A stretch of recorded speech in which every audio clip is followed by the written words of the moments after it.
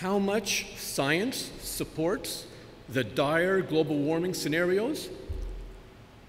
Well, precious little that we can verify, because the raw data that the climate science community uses was destroyed. The ClimateGate scandal told us that all the main temperature data sets are unreliable. The UK's Met Office, that's the government's meteorological department, it is now reconstructing the basic temperature data sets. It's a task that it says will take it 3 years.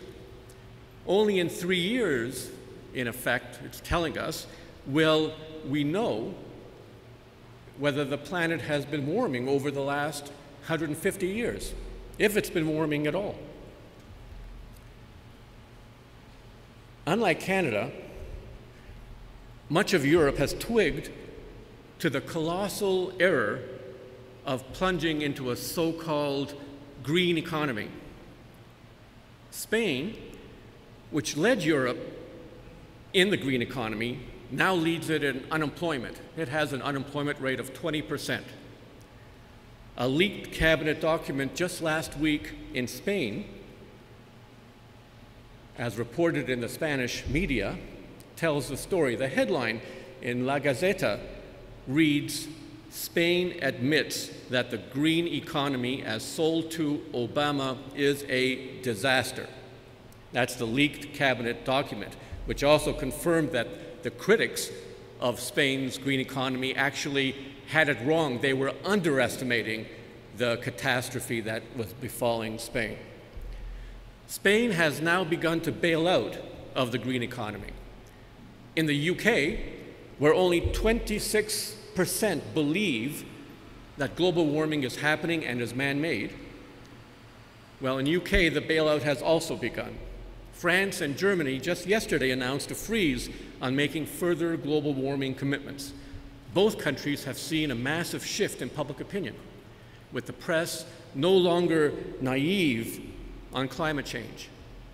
In France, the National Academies of Sciences says the science is not settled on climate change. It has decided to hold a debate this fall on climate change. Italy is also skeptical, as is the EU in its entirety. Just earlier today, it decided to place further CO2 cuts on hold.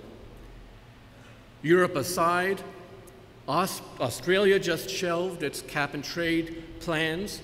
In the US, where only 1 person in 3 blames humans for climate change, the cap-and-trade legislation is also going nowhere.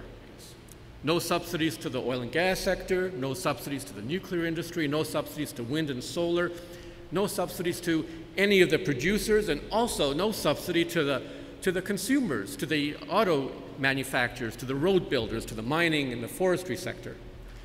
Remove all these subsidies, and we will see all the energy-producing industries contract.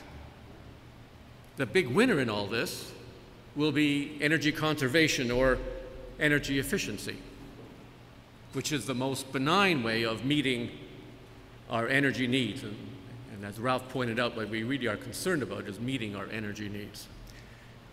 This course, simply removing subsidies to the energy producing and energy consuming sectors, is, I believe, all that we need to do. And I also believe it's the only credible path to energy and environmental sustainability. Thank you.